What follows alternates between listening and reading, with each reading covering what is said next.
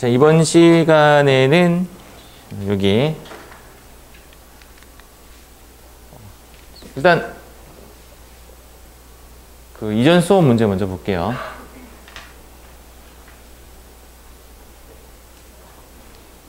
첫 시간에 했던 이야기죠. 거래를 붕괴할 때 차변과 대변의 금액이 같으므로, 차변과 대변의 금액이 같으므로 이렇게 나왔죠. 차변의 합계액과 차변 왼쪽이죠. 왼쪽의 합계액과 오른쪽의 합계액이 일치하여야 한다. 이쪽에 일어나면 이쪽에 일어나야 된다. 이런 느낌이 아니라 약간 무게 중심이 좀 있어야 된다. 이제 이런 개념이 좀 되죠. 정답은 요거랑 좀 같이 나오면 헷갈릴 수밖에 없어요. 근데 1차적으로 제가 접근하는 방식은 이 글자가 나느냐, 이런 이중이라는 글자가 나느냐를 먼저 좀 찾고요. 정답은 맞춰야 되니까. 그 다음은 이제 느낌으로 가요. 느낌. 이렇게. 다음 문제. 야, 어렵다, 맞죠? 자, 이제 어렵습니다. 이제 붕괴를 한다는 안다는 생각 하에 한번 해보면 개념은 은행 차입금이라는 거에 대한 걸 좀 이해를 하셔야 되고요. 두 번째는 보통 예금의 돈이 나갔어요, 들어왔어요? 이거부터 찾아야 돼요. 나갔죠. 그럼 왜 나갔냐고 묻는다면 이렇게 대답을 할 수가 있어요. 차입금은 돈을 빌린 겁니다. 빌린 거에 대한 이자는 이자 비용이에요, 이자 수익이에요? 비용이죠, 이자 비용.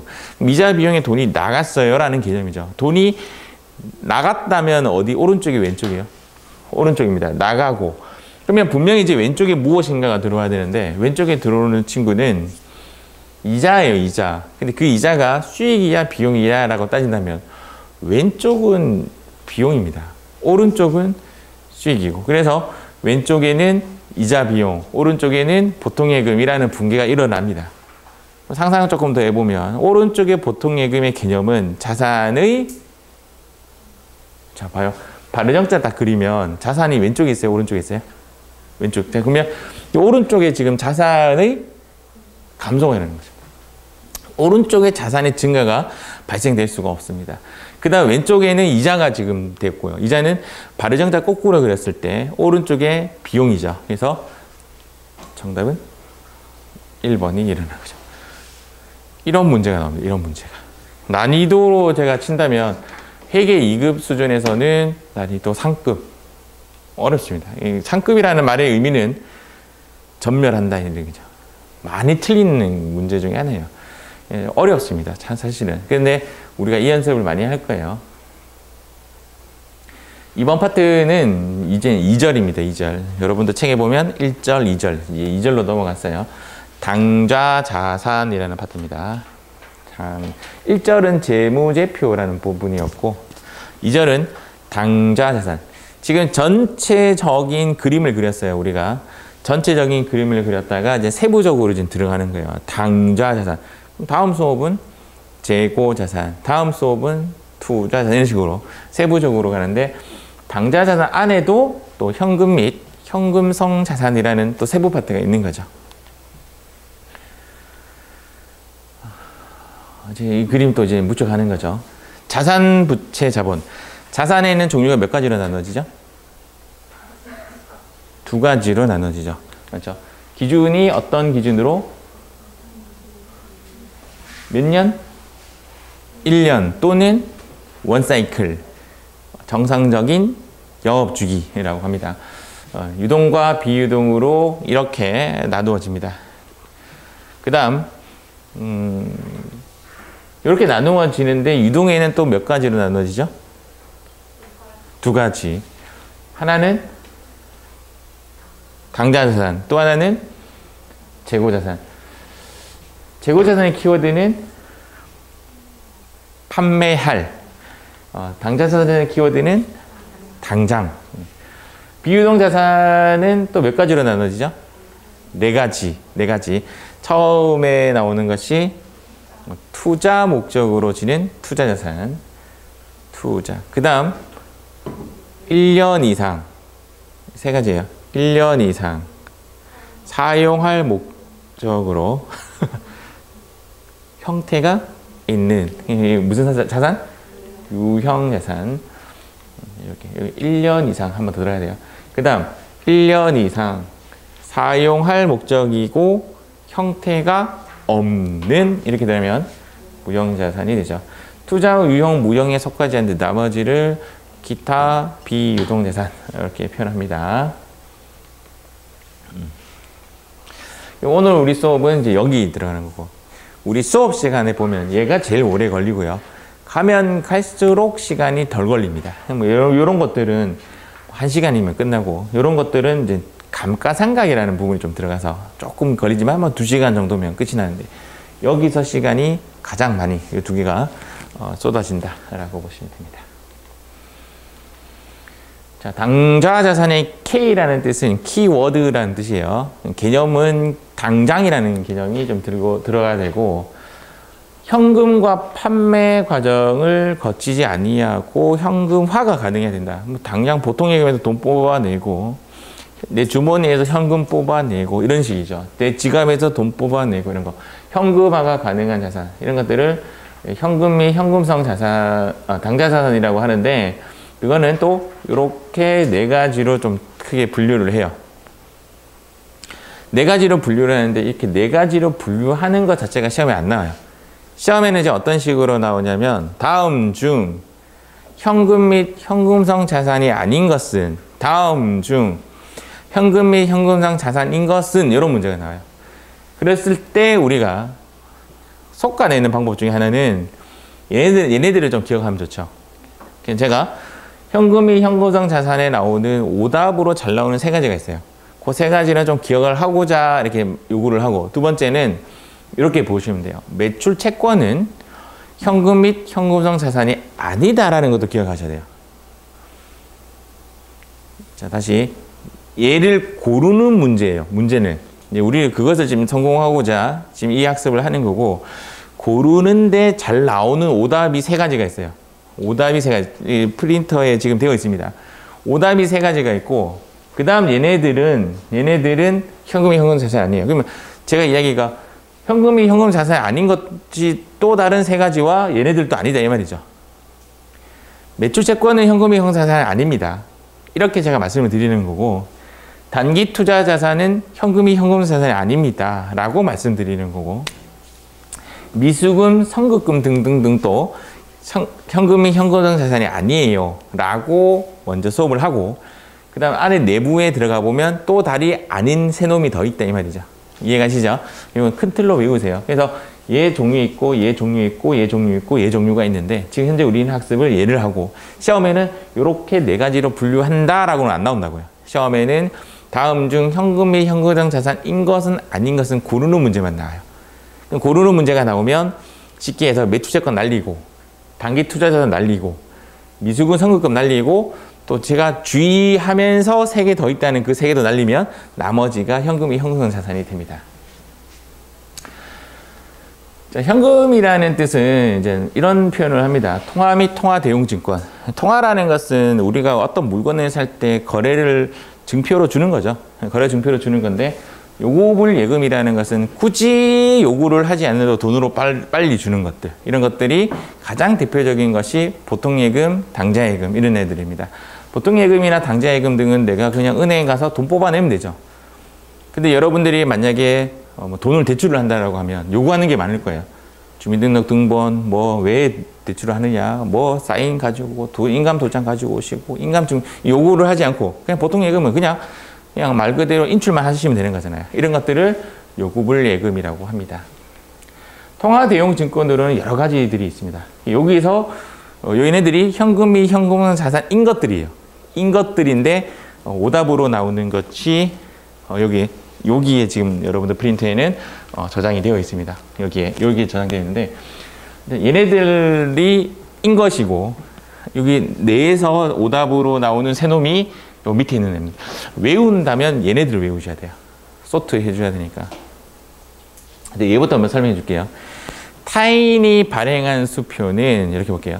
타인이 발행한 수표는 현금입니다. 이거를 머릿속에 일단 먼저 넣으세요. 내가 발행한 수표가 아니라 타인이라는 것은 내가 아닌 나머지를 타인이라고 하죠.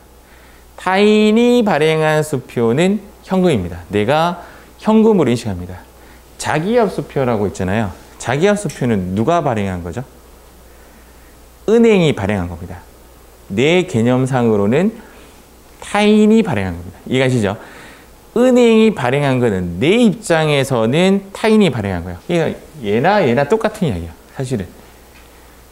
근데 여기서 말하는 타인은 기업을 이야기하는 겁니다. 통상적으로. 또는 가게를 이야기하고, 기업에서 보통 수표라는 개념이 어떤 개념이냐면, 자기업 수표도 한번 볼게요. 자기업 수표. 우리 자기업 수표 좀 안 보지 좀 됐죠. 5만 원권이 발행되고 나서 자기업 수표가 좀 보기 힘든데, 사실은 자기업 수표에 보면 그 발행하는 은행 이름이 나와 있습니다. 농협 거, 국민은행 거 이래 있습니다. 내가 그런 경험 해보신 분도 있겠지만, 농협 자기업 수표를 들고 국민은행 가서 현금 주세요 하면 안 줘요. 자기업 수표의 개념은 자기 앞으로 가야 현금으로 바꿔주는, 말 그대로 약속 증서예요. 수표의 개념은. 수표는 이런 아까 전에 이야기했던 금부지처럼 수표라는 것은 실제 현금이 아니기 때문에 이런 증서를 농협이라는 곳에 갖다 주면 농협에서 현금으로 주는 거예요. 그럼 처음부터 현금 갖고 있으면 되지 왜 수표를 갖고 있어요? 현금으로 하니까 다발이니까 무겁잖아요. 뭐 100만 원권, 뭐 1억권 들고 다닐 수가 없으니까 하나의 증서 형식으로 준 거예요. 그 수표는 어떤 특징이 있냐면, 일단 자기 앞에 갖다 주면 현금으로 바꿔주는 거예요. 바로 근데 농협 자기야 수표를 국민은행에 갖다 주면 자기 앞이 아니잖아요. 그래서 하루 걸립니다. 하루. 입금 처리는 해줘요. 입금 처리는 해주는데 현금화는 안 해줘요. 현금화는 국민은행에서 받았던 자기업 수표를 농협으로 갖다 주고, 거꾸로 농협에서 국민은행을 갖고 있을 거 아니에요. 얘네들이 교환하는 작업이 하루 걸린다 이 말이죠. 그래서 저희를 바꿔서 가져가고 처리를 합니다. 영화 같은 거 보면 수표를 위조해가지고 옛날부터 이제 그렇게 수표는 약속 증서일 뿐이에요. 타인이 발행한, 보통 기업에서 수표를 발행을 하잖아요. 그럼 내가 기업의 수표를 거머쥐으면 이걸로 물건을 못 사요. 얘를 갖고 어디로 가야 되죠? 은행으로 갑니다. 은행으로 가면 은행에서 그 회사와 약정한 계좌가 있습니다. 그 계좌에서 돈을 뽑아서 주는 거죠. 당좌 수표 같은 거는 보통 우리가 어음이라는 용어랑 비슷합니다. 어음과 수표는 비슷한데 수표는 강제성이 세요. 그러니까 강제성이 세다는 말이 뭐냐면, 지급을 해달라고 했는데 지급을 받지 못하는 걸 지급 거절당했다는 겁니다. 그러니까 지급 거절을 또 다른 용어로 뭐라고 하면 부도났다라고 합니다. 부도. 내가 수표를 은행에 갖다 줬는데 은행에서 그 회사 계좌에 돈이 없어요 하면서 돈을 안 주잖아요. 그러면 그 수표는 부도났다라고 합니다. 그럼 부도나면 어떻게 되느냐? 그 회사에 감옥 갑니다. 감옥. 법적 조치가 세다는 거예요. 수표 쪽은 법적 조치가 세고 어음은 그냥 날아가는 거예요. 강제성이 좀 덜한 거죠. 어음은 약속적인 개념이 크고 수표의 느낌과 어음의 느낌은 우리가 갖고 있는 느낌은 같은데 법적 조치가 좀 다르다고 생각하시면 돼요. 무섭다는 거죠. 수표는. 내가 약속을 어기면 신용도 다 하라. 여러분들 카드 한번 못 갚아가지고 한번 씻어먹은 그런 경험 있습니까? 저는 있습니다. 통장에 돈을 넣어놨는데 깜빡하고 돈을 안 넣은 거예요. 카드에 돈이 안 나간 거야. 내일 넣지 뭐 하고 신나게 차를 몰고 기름을 넣었어 또. 이해가시죠? 옛날로. 요즘에는 이제 자동 기름이지만 옛날에는 기름 넣어주잖아요. 그래서 카드를 딱 줬는데 카드가 정지당해 있는데요. 기름 넣었는데 다른 카드 꺼내니까 다 정지당해. 다 정지. 그래서 집에 전화했죠. 주유소에 송금 좀 해주세요. 그러니까 그만큼 돈 한 번 결제를 하지 않으면 카드 쪽도 되게 무섭죠. 한 방에 쫙 다 나갑니다. 이렇게. 그때 한번 씻고 먹고 나서 통장에 바로바로 잘 꼽아 넣죠. 이런 거. 어쨌든 간에 타인 발행 수표는 어떤 인식이라고요? 현금이다라고 인식을 하셔야 되고, 자기압 수표도 은행이 발행한 타인 발행 수표이기 때문에 그것도 현금이다라고 보시면 되고, 우편한 증서는 요즘 잘 쓰지는 않는데 개념은 이런 개념이에요. 우체국에 어떠한 증서를 갖다 주면 돈으로 바꿔주는 것이 우편한 증서예요. 왜 이런 것이 생겼느냐라고 봤더니 우리 어릴 때 그런 건 많이 했는데 뭐 어떠한 날이 되면 선물 목적으로 봉투 안에 돈 넣어가지고 이렇게 보내잖아요. 요즘에도 그런 거 있잖아요. 택배비 봉투에 넣어서 보내주세요. 뭐 이런 것처럼 돈을 이렇게 넣어서 보내면 안 된다 하대요. 법으로 금지라고 하더라고요. 난 몰랐네요. 근데 그것을 대행해 주는 게 우편한 증서래요. 그래서 그냥 증서를 보내면 그 증서를 받은 사람이 우체국에 주면 돈으로 바꿔주는 거. 개념 자체는 타인이 발행한 수표예요. 이것도. 맞죠? 우편환 증서. 얘 때문에 여기 나오는 오답 하나 있죠. 우표. 우편한 증서는 현금이 현금성 자산이 맞고요. 우표는 말 그대로 우리가 우표 사서 붙이는 거잖아요. 우표 왜 붙이죠?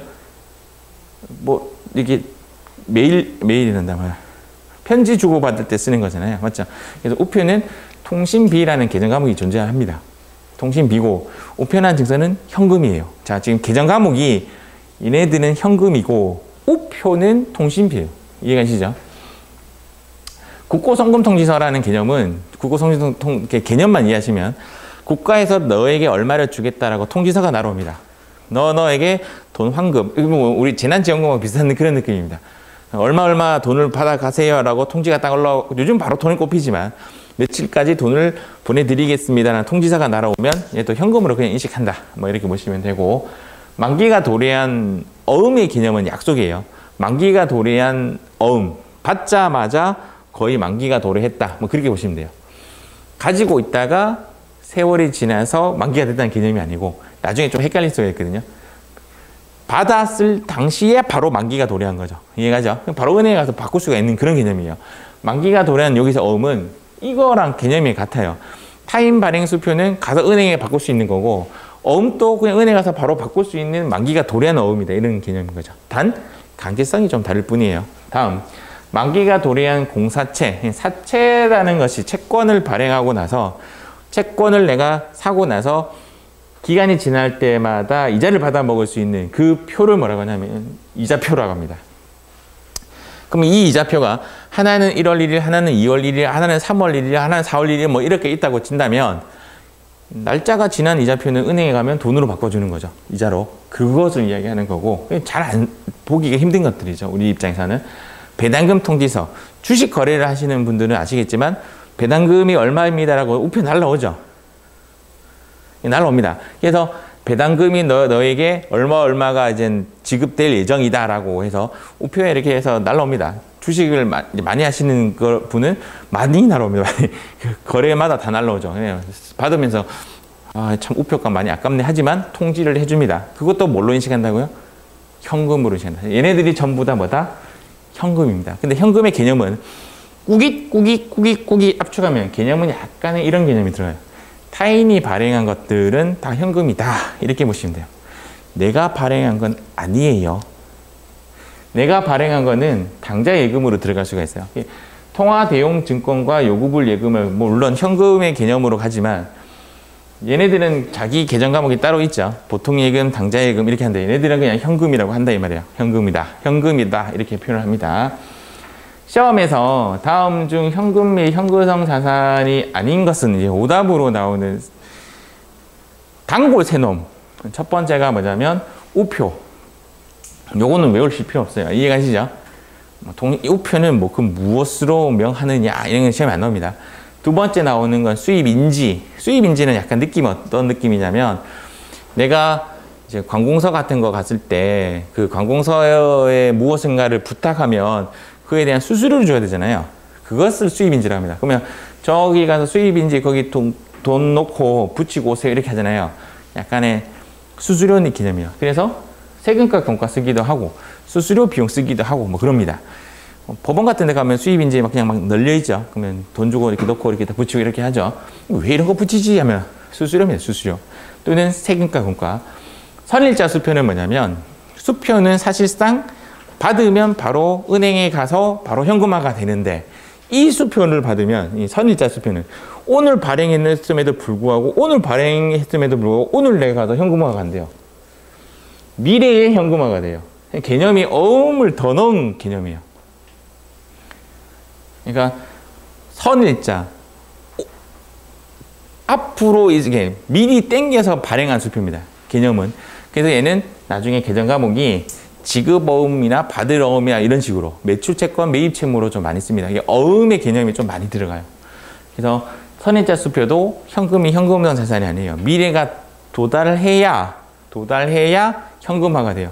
개념이 아까 제가 매출채권은 현금이 현금성 자산이 아니다 그랬잖아요. 그러니까 매출채권 쪽이에요. 이해가시죠? 그래서 선입자 수표 아니다. 수입인지 아니다. 우표 아니다. 매출채권 아니다. 단기 투자자산 아니다. 선급금 아니고 미수금 아니고 그리고 우표 수입인지 선입자 수표 아니다 라고 생각하시면 조금 편하게 문제에 접근할 수 있습니다.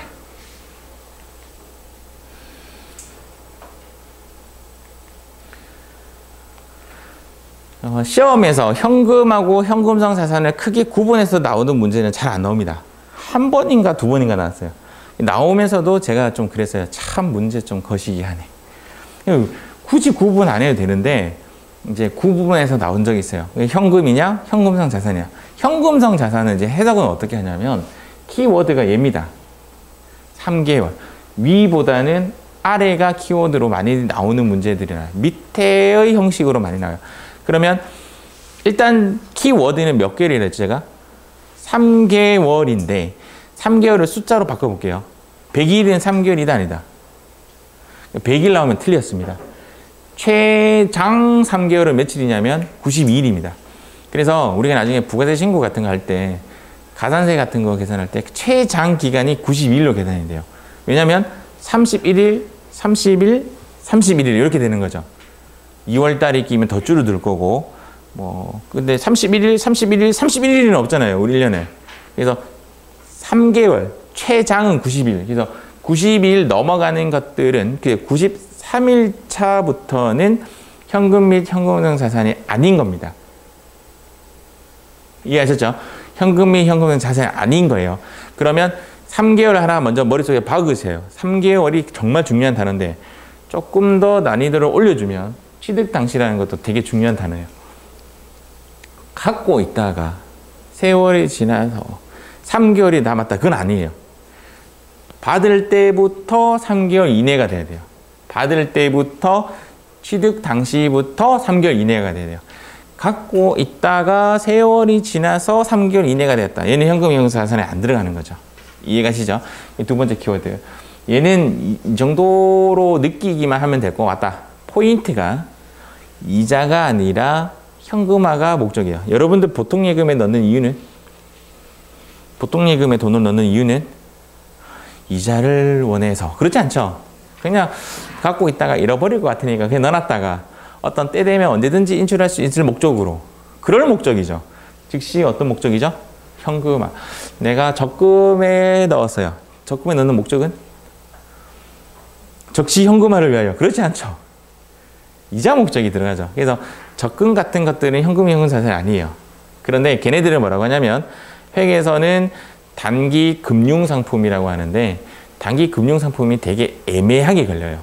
그래서 시험 문제는 단기 금융상품은 잘 안 나요. 아까 제가 단기 투자자산은 현금이 현금 자산이 아니다라고 했고 단기 금융상품이 애매하게 걸려요. 그래서 애매하게 걸리는 부분에 대해서도 제가 나중에 한번 언급을 한번 해드리겠습니다. 단기 투자자산 가서. 그래서 여기서는 취득 당시라는 말과 그 다음 몇 개월? 3개월이라는 말을 깍 박으시고 얘는 적절하게 가시면 될 것 같습니다. 근데 웬만한 회계나 세법은 결산일로부터 따지는 경우가 상당히 많아요. 얘만 취득 당시부터 따진다. 그렇게 보시면 될 것 같습니다.